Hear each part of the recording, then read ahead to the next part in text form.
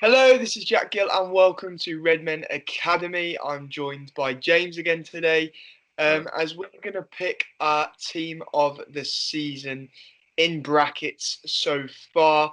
Obviously, we don't know whether this is the end of the season or if we will finish the season. It's looking likely that the season will be completed whenever this pandemic is over. But me and James have took into consideration if the season was, of course, to be announced that it is finished now, who would be in the team of the season. James, we've obviously picked the 4-3-3 formation here. Who did you go with in goal? So I went with Bert Leno. Went a little bit left field, purely because I don't think he's really got the plaudits he deserves this season. He's a very, very good keeper. And I just think that when you're playing for a side which aren't great defensively, that sort of gets overlooked. But he's a very good shot stopper. He's impressed me a lot this season. Yeah, he's done very well, but I know this season, I think he's made more saves than any other goalkeeper in the Premier League. He's had an outstanding season. I went with Dean Henderson. Again, because I think he's had a brilliant season. Don't get me wrong, he has a mistake in him, but I think he's been part of a very good defensive Sheffield United side who haven't conceded too many goals in the Premier League in their first season back in the highest division of English football. And I think he's been superb. I think it's worth noting as well. There's been other keepers up there with a shout. I think Alisson is in with the shout. You know, he's got a lot of clean sheets this season. The only issue is how many games he's missed through injury and that suspension. Was sort of my factoring as well, yeah, because I've sort of looked at who's played nearly all the matches this season. Because it's not really, team of 2/3 of the season. It's who's been consistent every single game this year, isn't it? James, you could argue that that's more reason to put Alisson in there because obviously he's up with Pope and Henderson in terms of clean sheets, and he's played 8 or so games less than them. So it's been quite an incredible season once again from Alisson. But as I say, he has missed a lot of games. But you also have Nick Pope, who I believe is leading the clean sheets in the Premier League, and neither of us have picked him. So he could feel hard done by for not being in this team because I think he's had an excellent season between the sticks for Burnley as well.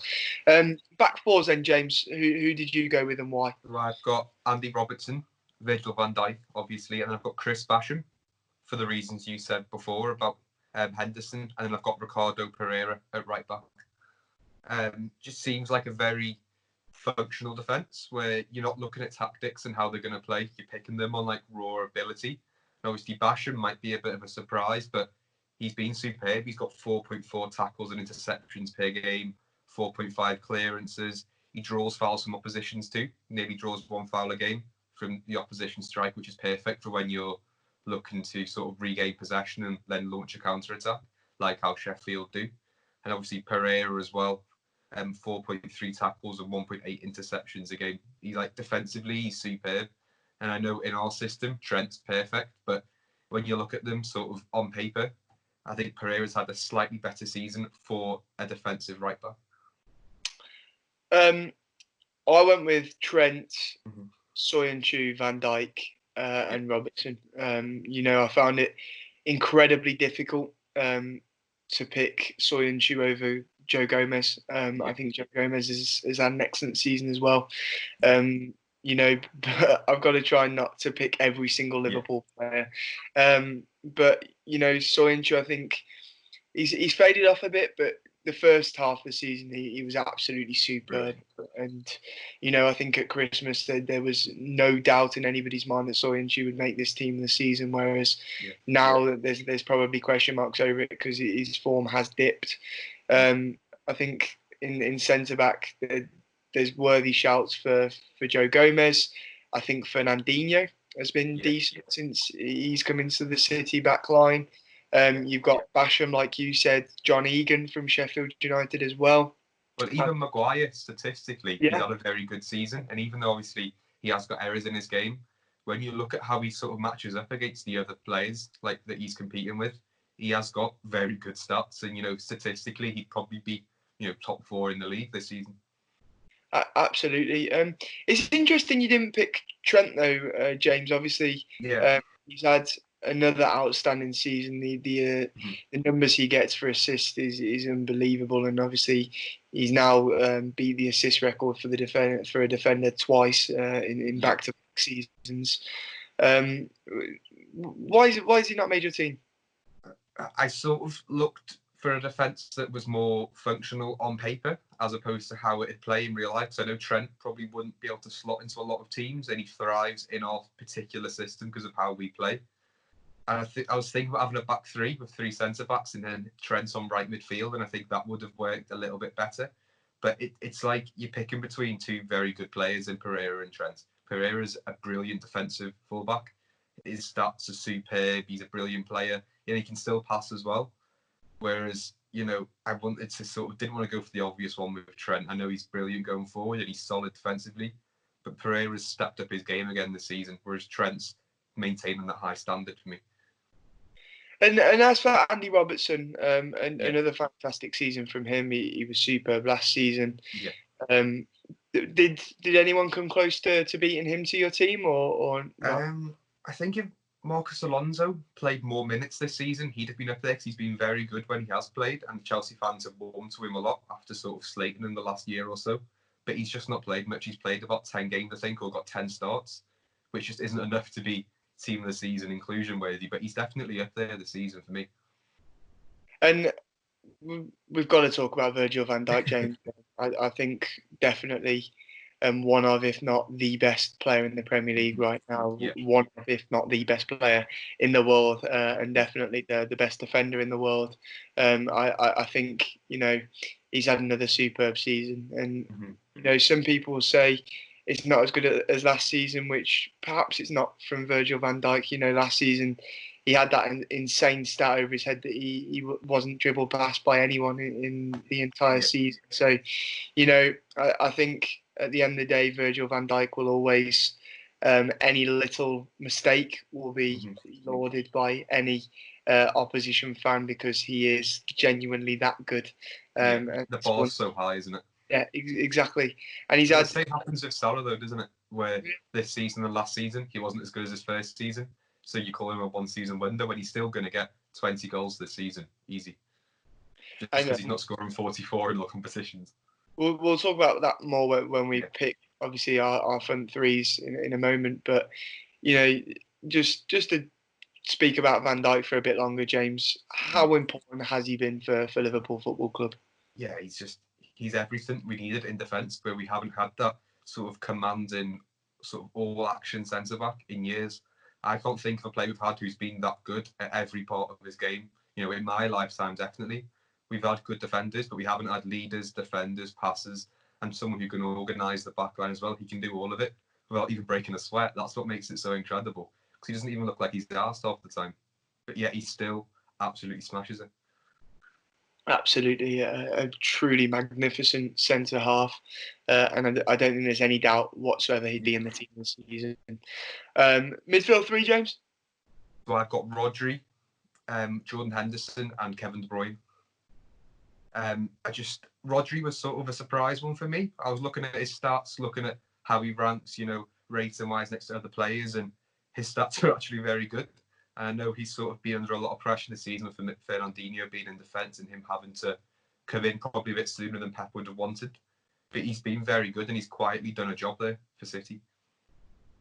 I went with Wilfred Ndidi, Jordan Henderson, and Kevin De Bruyne. I think Jordan Henderson and Kevin De Bruyne are certains. Jordan Henderson has had his best season in a Liverpool shirt. He's been outstanding this season. He's shown in the 8th position and in the 6th position how good he really is. Also, he's been a leader on and off the pitch for Liverpool. And, our little dip in form came when he was out injured. And I think, Jordan Henderson is tipped as one of the players who may go on to win Player of the Year, and there's no doubt that he's been outstanding this season. And one of the main reasons that we've been so far ahead of everyone is because of this man.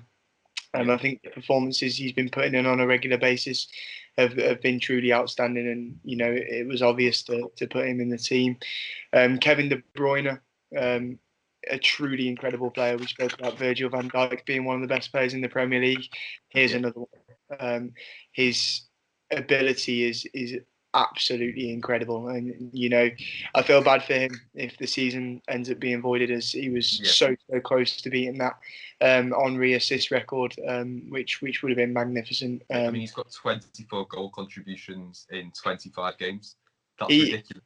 He's just an incredible player, James, and you have to feel for him as well, because as I say, we're obviously biased Liverpool fans, and we look at this season and say there is absolutely no way anybody other than a Liverpool player can win Player of the Season. But actually, Kevin De Bruyne probably deserves it if it was any other season. Kevin De Bruyne would absolutely deserve that. Walk away with it, no doubt. Absolutely, because as we say, Thierry Henry is one of the greatest, if not the greatest, Premier League player of all time. In my opinion, he is. And for De Bruyne to be so close to beating his assist record is absolutely superb, and he deserves so much credit for everything he's done. And he's been City star player this season. He's really shone, and this, after having a difficult season last year with injuries, I think he's been magnificent, and it was easy to pick him. And then I went for Wilfred Ndidi. I think he's a slept-on talent in the Leicester side. I think a lot of the work he does for Leicester goes unnoticed. He plays very well in that sixth position, and I think he's been key for them this season. At the start of the season, they didn't concede many goals whatsoever, and I think that's very much down to him, as well as the back four. I think they did really well at the start of the season, and indeed he's been quite consistent throughout. So I had to put him in. Yeah. So for you then, was it easy for you picking Henderson and De Bruyne, or was it a bit harder?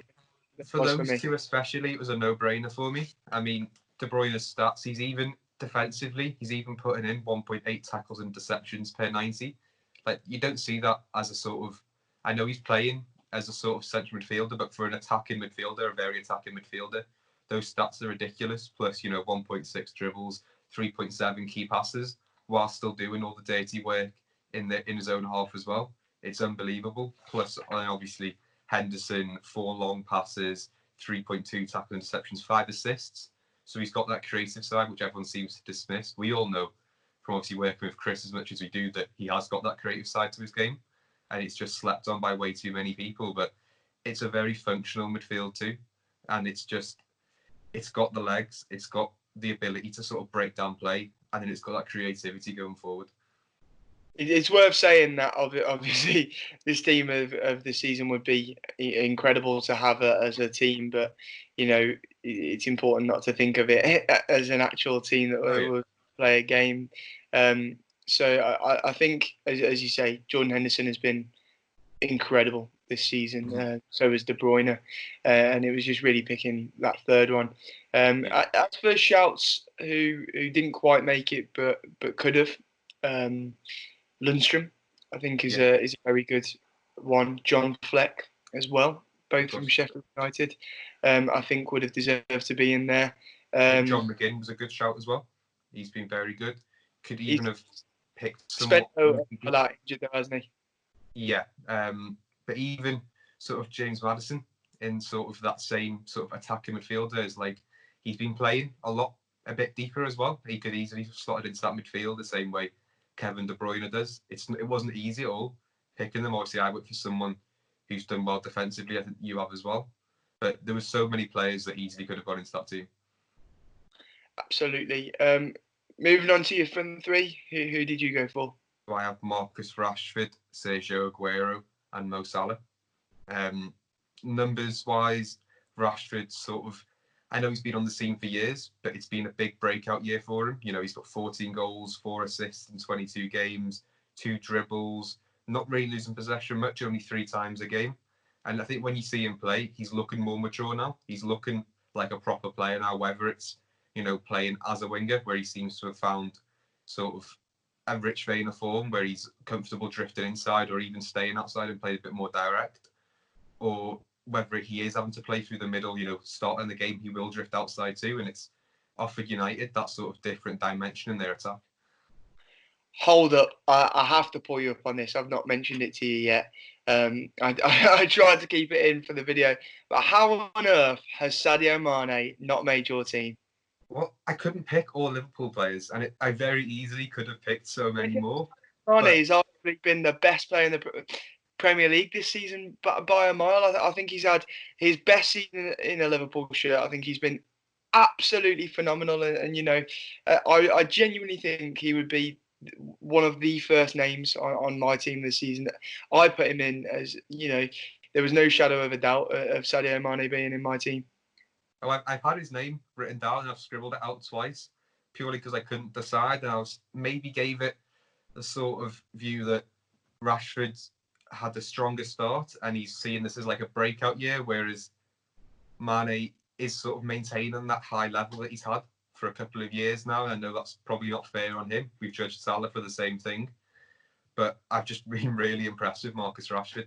Not even stats-wise, but the way he's playing.